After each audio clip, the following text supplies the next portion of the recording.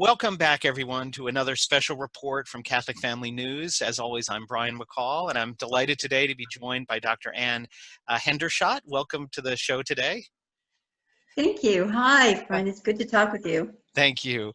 Actually, I cannot do justice to an introduction to Dr. Hendershott. She has, I think it was a 10 or 11 page curriculum vitae, which I will not read to you, but her terminal degree was a PhD from Kent University, and she has obviously other degrees before that. She currently is a professor of sociology and director of the Veritas Center for Ethics in Public Life at the Franciscan University, but has taught at other universities, has a long list of publications, both book form and articles through Veritas and other channels. Her most recent book, which was published by Sophia Institute Press, I'll show you here for those watching the video, is called The Politics of Envy. And again, you can obtain this from Sophia Press. I think probably tell from the title of it, it touches on the topic we're going to talk about today, because as Pope Pius XI taught us in his condemnation of socialism, one of the errors of socialism is that it through its use of class warfare foments envy and really promotes this vice. So we're delighted to have you here today. We're going to talk about Marxism in particular, and our viewers, we've received some comments from viewers on a story we did recently on a Leonardo Boff, who spoke recently at a conference in the Vatican, who is one of the sort of founders or main figures in what's called liberation theology. And we just sort of touched on that and its connections to Marxism. We had several readers and viewers ask, could we explore that a little bit more and explain that connection between Marxism and this phenomenon called liberation theology. So maybe if we can begin with that and draw on your expertise, could you give us maybe an explanation of what liberation theology is and how it's connected to Marxism? Well, yes, it's an important chapter in my new book, The Politics of Envy. I have a whole chapter on liberation theology because I see a strong connection to Marxism and socialism. It draws on inspiring people to envy what others have and to become bitter. And liberation theology wasn't started that way. I mean, it sounds, I'm sure the best intentions were there when liberation theology first emerged. There was oppressive government in South America, Central America, and I think that the early founders, Leonardo being one of them, and Gutierrez another, thought that they could inspire people to rise up against their oppressors. And so they went from being people worried about eternity, eternal life, to people being worried about the here and now. And the reason it's included in a book on envy is because a lot of their language uses the rhetoric of envy. Words like oppressors, and there are oppressors, certainly. I mean, Pope Francis has really rehabilitated liberation theology because he is a kinder, gentler kind of leader, wanting everyone to have more, wanting people to be more equal. He decries inequality, he decries capitalism, which worries me when he does that. But he has really brought back these early liberation theologians to try to, I think, bring them up in the church and make the church go in that direction again. And we know that has ended badly in the past, and I'm very concerned about it because nothing good happens when you encourage bitterness and envy. And that's the whole theme of my book. And that's just one chapter of the book. But Marxism is woven throughout my entire book. Marxism, to me, is a very evil ideology. A friend of mine, Paul Kengor, and I'm giving a plug for someone else's book here. He just did a book, The Devil and Karl Marx. And it's an excellent book, a wonderful book. And I think it's a great companion to my book because we both believe that it is truly an evil ideology. Marxism is truly an evil, and socialism is part of Marxism. Socialism is really Marxism dressed up in nice clothes. It doesn't seem as mean. It's a real attraction to people. And that's really the reason I wrote this book. It wasn't so much that I wrote the book because of about liberation theology emerging again in the church. I am worried about that, but that's a later chapter. The main thrust of the book is we are becoming a nation of enviers. We are being encouraged to envy others by political figures. That Democratic primary that we had in this presidential season was filled with envy. Every candidate, every single candidate, I mean, from Mayor de Blasio in New York, who said at one point in his failed candidacy for the presidency, was that there's plenty of money in this country, it's just in the wrong hands. Now that's so key to socialism, to think that other people have more, you have less, and they probably took it from you. That's why they have more. And so I was seeing it everywhere. I was seeing envy everywhere. I mean, it's not every day you see a guillotine created on a city street in Washington, D.C., but that guillotine to me is the most powerful symbol of envy, because it's kill the rich. And they, this man named Smalls, which I thought was an appropriate name for him, his name is Smalls. He's a former employee for Amazon.com, hates Jeff Bezos because Jeff Bezos has committed the ultimate crime of having lots of money, billions. And it bothers him, this little Smalls man, and bothered him so much that he tried to enact a work stoppage in the Amazon.com job that he had. And he encouraged people to walk off the job. So he got fired. And so he was really angry for being fired. And so he decided to build a guillotine and put it on the front steps of Jeff Bezos' house. And it was very effective. Got a lot of attention. I know about it, you know about it. It was national news for a while, but his wasn't the only guillotine. There's been lots of guillotines, and that's part of the reason I wrote the book. People running for office have used the guillotine as their symbol in their campaign things. This candidate from Maine, Bree Kidman, her name is, she had all of her campaign literature with the logo of the guillotine. Now, if that isn't a bid for envy and anger and taking away from the rich and killing the rich, eat the rich, as someone once said, I don't know what is. So this guillotine symbol is very revealing, I think, in terms of envy. And that's really why I wrote the book. Now, I know we want to talk about liberation theology, and I will get to that. And Fratelli Tutti is also filled with that. I mean, the French Revolution is the start of the guillotine. Yes. And the latest encyclical by Pope Francis used the language of the French Revolution in one of the subtitles. Once, I'm sure you probably talked about this already. Yes. Liberté, égalité, fraternité. Yes. That's kind of worrisome to me. Yes, and again, symbols mean things, and the guillotine, and again, here, in case you haven't seen it, here's a picture of what we were just talking about, of this symbol, and again, to put it in our context maybe, because the guillotine is a very French symbol, but it would be almost like taking an electric chair, and, you know, in our context, but even not so much, because the electric chair is not like mass peoples of innocent people were just lined up and killed, but you know, just putting it on someone's house. I mean, it's really extraordinary.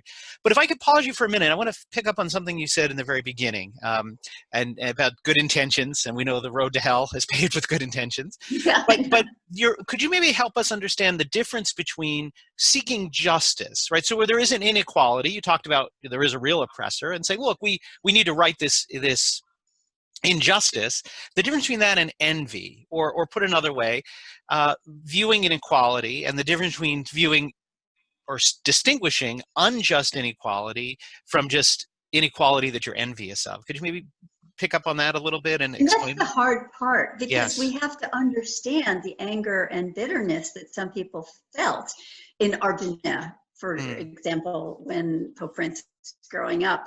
We have to understand how the Peron came to power. There really was oppressive inequality, and people were starving. And so to seek justice in that way, you understand that. I mean, if we look at the Sandinistas in Nicaragua, I'm certainly not going to glorify them No. because, there's nothing to glorify, but you do understand where that emerges. So we do have to be careful in any country that we address issues of justice. We can never make a society equal, because then that means confiscation, authoritarian governments. A society could never be completely equal. There's always going to be people with more talents than others. The worry that I have as a sociologist is that sometimes talents aren't recognized. People say, well, we all have an equal path to success. Not always. And in some of those countries where socialism has taken hold, Venezuela, there was such tremendous inequality and such injustice that you understand it. In this country, I don't see that kind of injustice and inequality. And that's why the cries for no peace, no justice, the way some people identify justice means confiscation and taking away and putting a guillotine.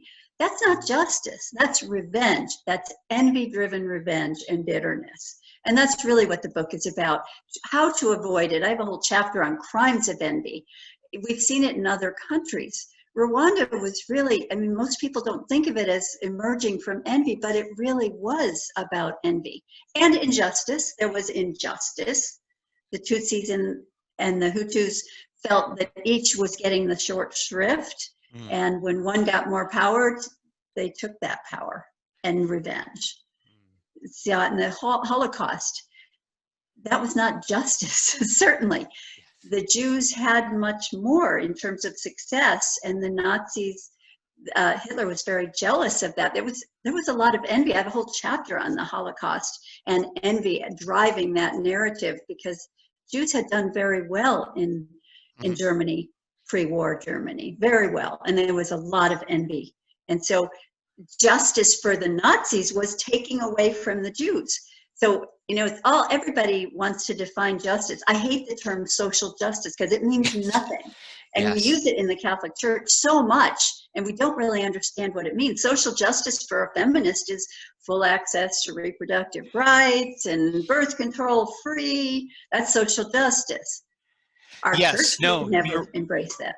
You're right. It's a very confusing term, and one I think that really it was a shift from a prior term called legal justice, which was used really up until the sort of 30s and 40s. Oh, I didn't know that. Yeah, which had a very precise meaning. And Heinrich Parsch, a writer at that time, a German writer who wrote on the social encyclicals, talks about this shift in language to social justice, which he argued, if properly understood, did mean something, but he worried it was such an ambiguous term that it could mean almost anything. So absolutely right, it's confusing. But in several interesting things there, and you're right, envy, first, as we saw with the guillotine, envy leads to violence most often, but also it is easy to tap into for socialists. And again, a lot of things, we talk about the Nazis, a lot of people forget, although they appeared to be opposed to socialism, right? They were called the National Socialists. They were, in a sense, a perverted, or from the socialist point of view, but a form of socialism in a certain way. And as you say, drew on the same things. But as you're right, look what they did. They brought up envy. And again, the movement in Germany wasn't just a few people at the top. They did get people to go and participate in Kristallnacht and attacking, because they tapped in and stirred up that envy and led it to violence. They have more because you have less, and that's what envy's about. Yes. So it's so evil. So bring it again a little to liberation theology, as you and our viewers may know. That's one of the reasons the church consistently condemned socialism. As I've said several times, Pope Leo XIII, many popes have said, look, the church can work with pretty much any form of government. Any of them we can work with, except one. There's only one that they've said essentially there's nothing redeemable about, and that is socialism, communism. And one reason, as we said, of this class war envy. The other is materialism, right? That the popes have said communism places man and all of our lives just in a material context. And that's, I think, brings us to liberation theology in that sense. So how is it that it's sort of almost an oxymoron to have theology and Marxism, in the same sense. So what is it about liberation theology that maybe taps into that aspect of Marxism? I think that's the one that our beloved John Paul was so concerned about.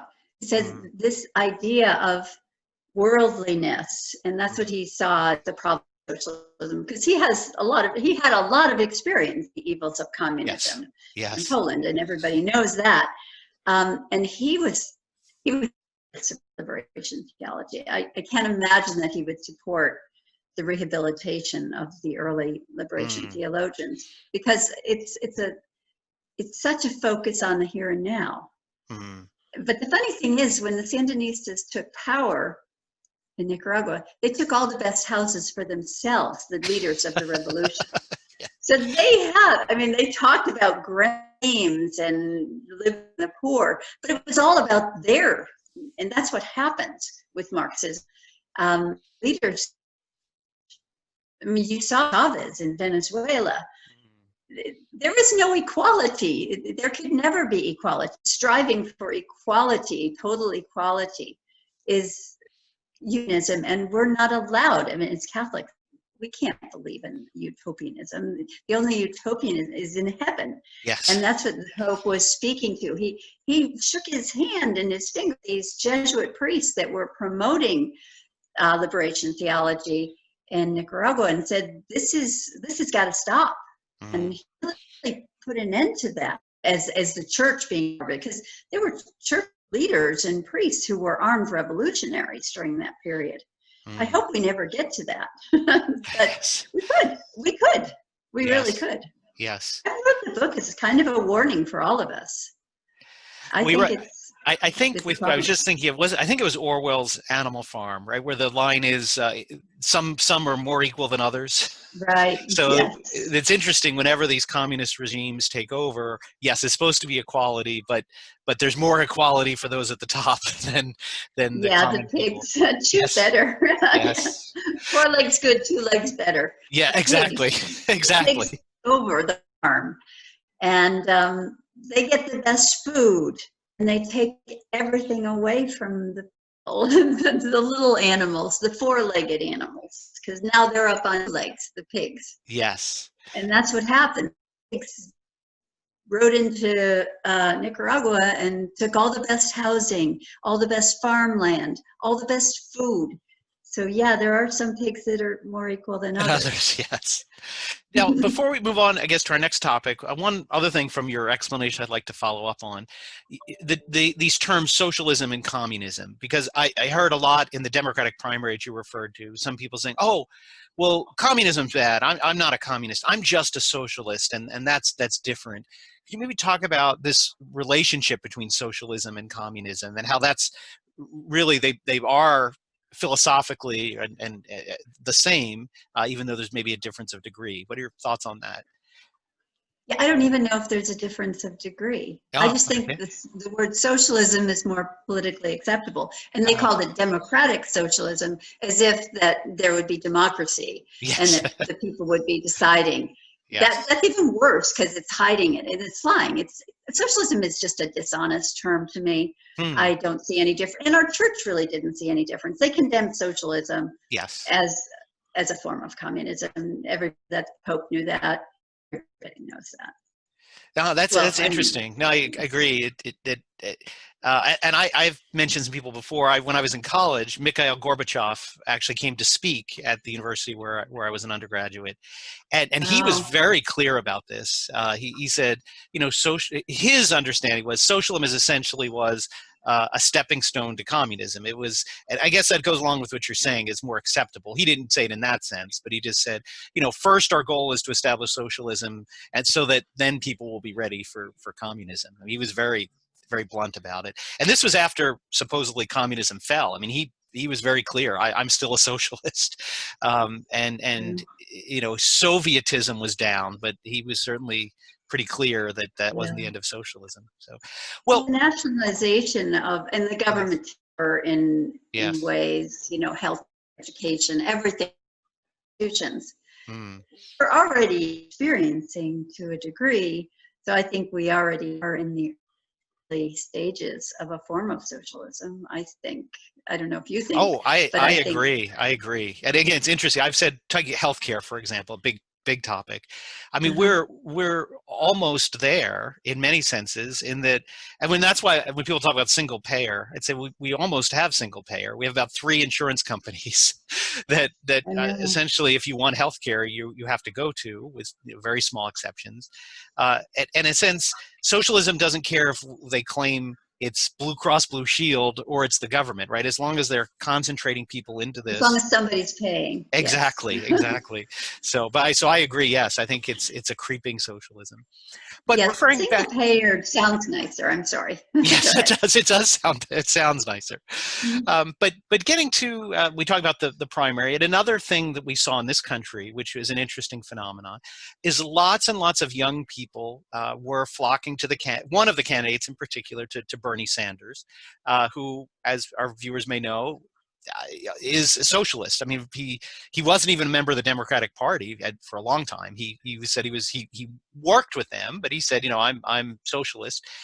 But we did see, uh, interestingly, a lot of enthusiasm among some young people for him and for his ideas.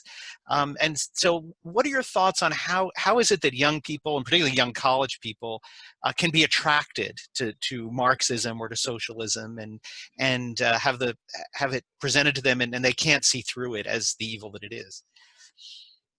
Well, they don't understand it will take their freedom away. Nobody Mm, understands that necessarily yes. because there's so much promised. There is so much promised. The Yes. idea of free college tuition, free healthcare for everybody, that sounds like the kinder, gentler way of life. And it's Mm, very appealing to students because they're selfish. I'm not saying that they're selfish, and they're really not innately envious. It's not that they're just envy rich people. They want to be happy.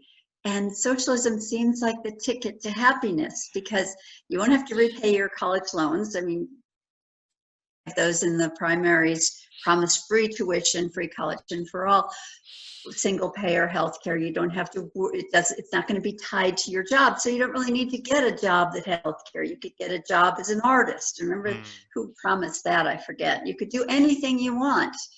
yeah.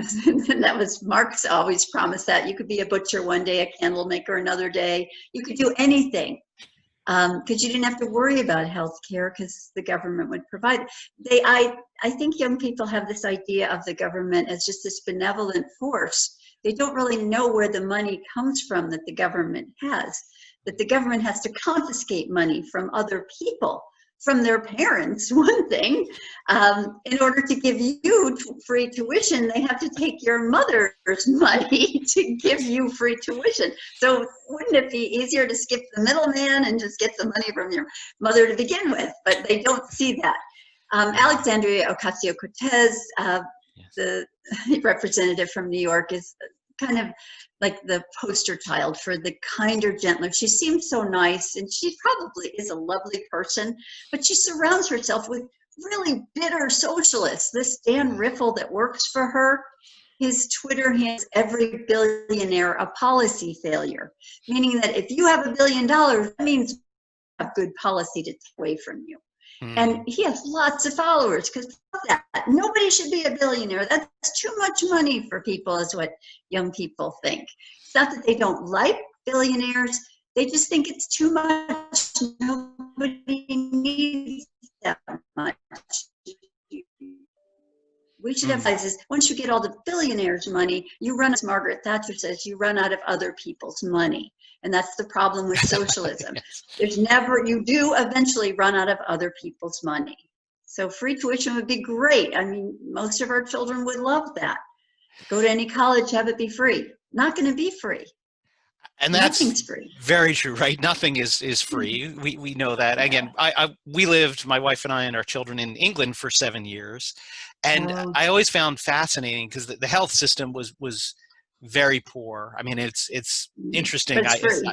I sees our health system going that way, but I mean, I could tell you horror stories about things that went on there. We had a dear friend, a monk, who died of oxygen deprivation. He was in the hospital because they said his lips weren't blue enough to qualify for getting an oxygen mask.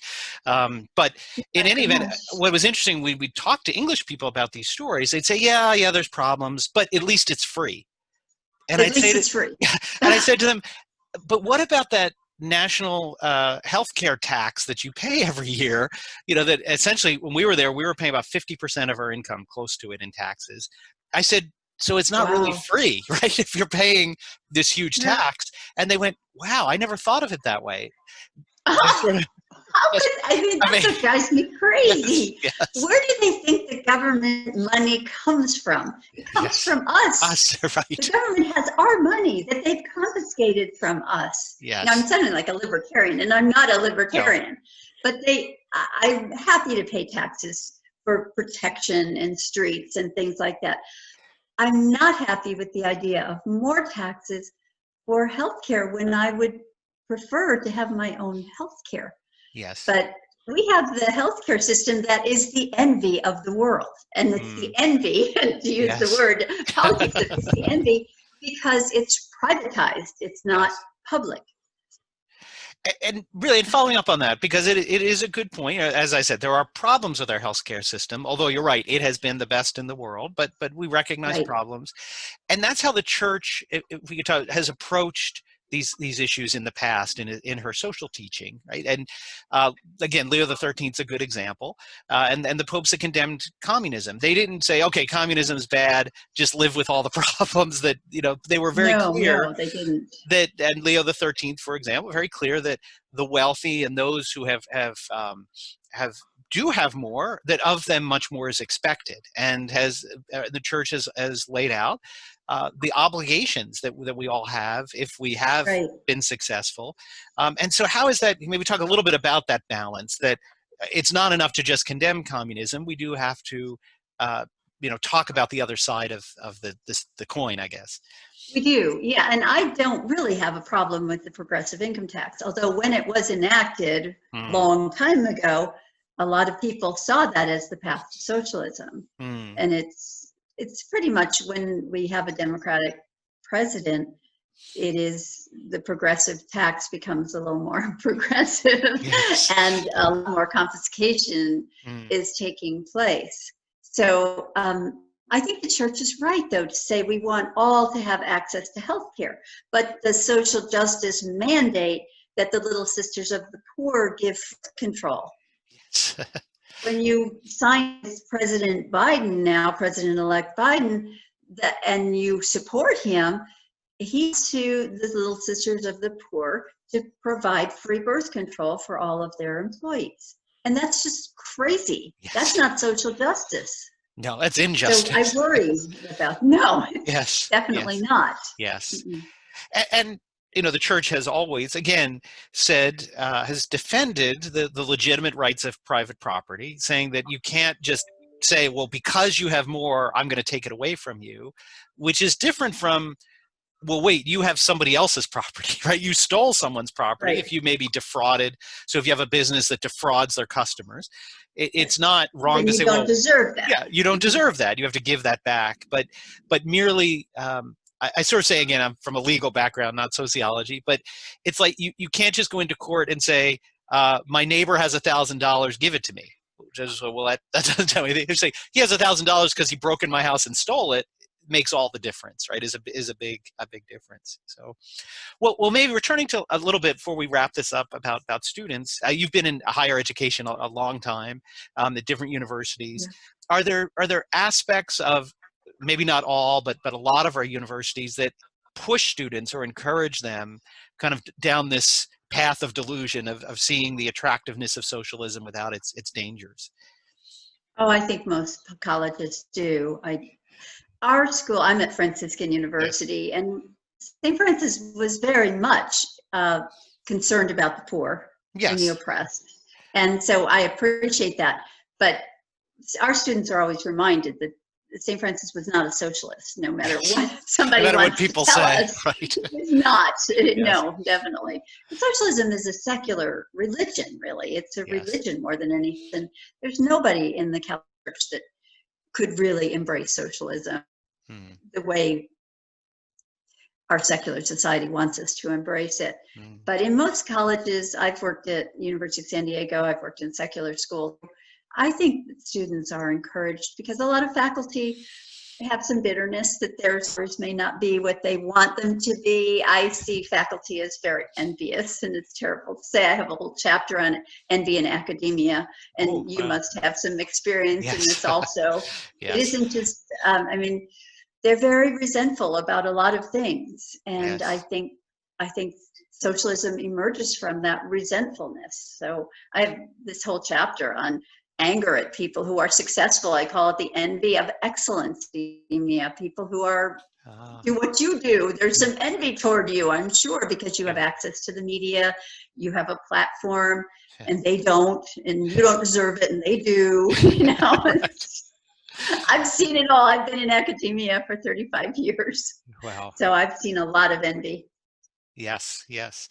Well, thank you. This has, again, I think, been very helpful for us to see these connections. Is there anything else on the topic, or even more broadly? We've talked a lot about your book, the Politics of Envy. Is there anything else you'd like to share before we conclude? Well, that's really what I'm talking about. I worry about our culture right now. No matter who's in power, I don't want to say that it's just the Democrats that inspire envy. Yes, it's the Republicans too. Yeah, that will be envy the world, and that's a nice goal.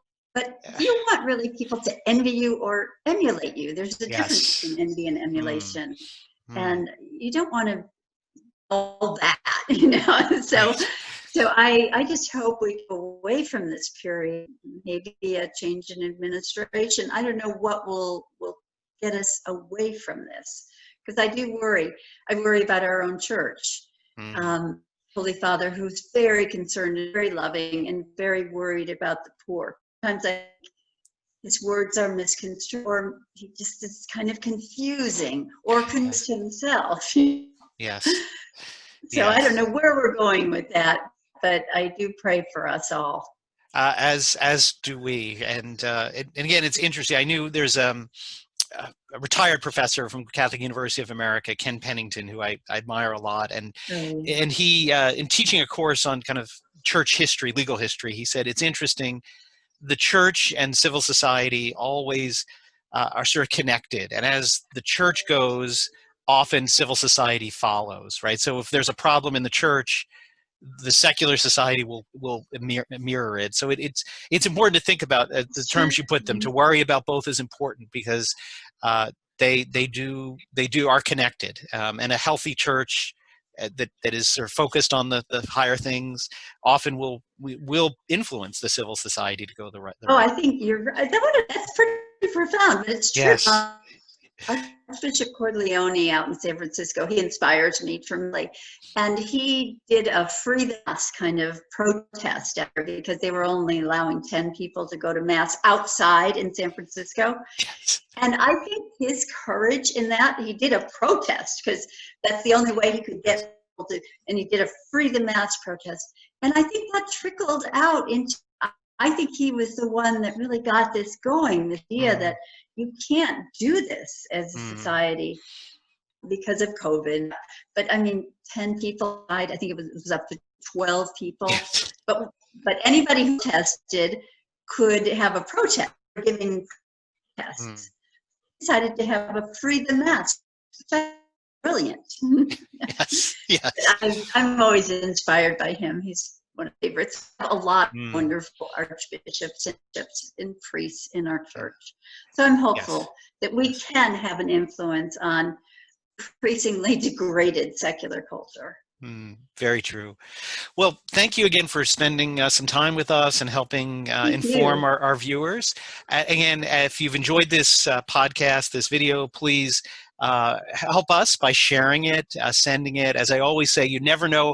It's one of the interesting things in the internet. When you forward something, you set it off and you never know where it's going to end up. And it can end up in the inbox of someone who God is guiding it there, right, to speak to them at a particular moment. So please play your part and share it around. And if you enjoy our free content that we make available, please consider a subscription to our monthly newspaper. Again, it comes out the first of each month. 26, 27 pages of newsprint, which is an opportunity for a little more in-depth analysis of some issues.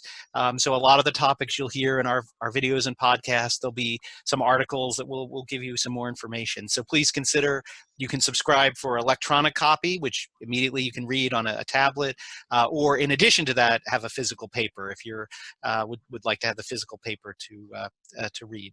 So please consider that. You can see subscription options on our website. Well, thank you again, and Dr. Hendershott's most recent book. I always hate to just focus on that because you've published so many books and they're all worth reading. But the most recent is The Politics of Envy, which we'll go into, as we've said here, a lot of these topics, and give you a better perspective on the dangers of this politics of envy. So thank you, and wish you the very best to the end of your academic semester this year. Thank you.